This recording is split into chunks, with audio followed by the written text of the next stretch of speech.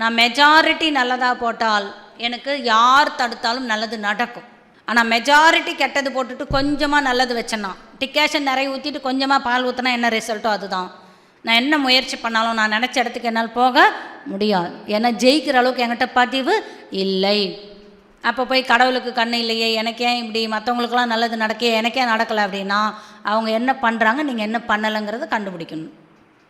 இப்போ என்ன விஷயம் தெரியுமா, பாவக்காய் போட்டால் பாவக்காய் தான் வரும்னு ஒத்துக்கணும் முதல்ல. அதுக்கிட்ட போய் நீ ஏன் பாவக்காய் காய்க்கிற, கசப்பாக இருக்குது, சுரக்காய் காய்க்கிறியா, பொல்லங்காய் காய்க்கிறியான்னு பேசிகிட்டு இருக்கக்கூடாது.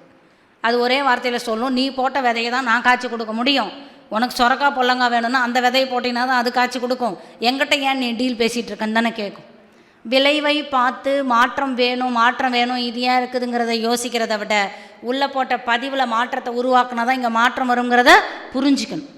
மற்ற சிந்தனையெல்லாம் கம்மி பண்ணிவிட்டு யார் வாழ்க்கையில் என்ன நடக்குது இதெல்லாம் முதல்ல நிப்பாட்டிட்டு என் வாழ்க்கை உருப்படணும், நான் ஒரு இடத்துக்கு நல்லா போகணும் அப்படின்னா என் எண்ணத்தில் மெஜாரிட்டி நான் நல்லதாக பார்த்துப்பேன். இதில் தான் ஃபோக்கஸ் இருக்கணும் நமக்கு. ஏன்னா நம்ம பாதை இன்னும் எவ்வளோ நாள்னு தெரியல, எவ்வளோ தூரம் பயணம் செய்ய போகிறோன்னு தெரியல.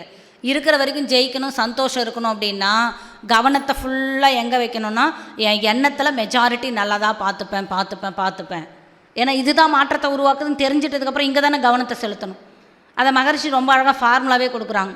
தனக்கோ பிறருக்கோ தற்காலத்திலோ பிற்காலத்திலோ உடம்புக்கோ மனசுக்கோ தீங்கு தராத எண்ணம் அதிகப்படுத்துங்க.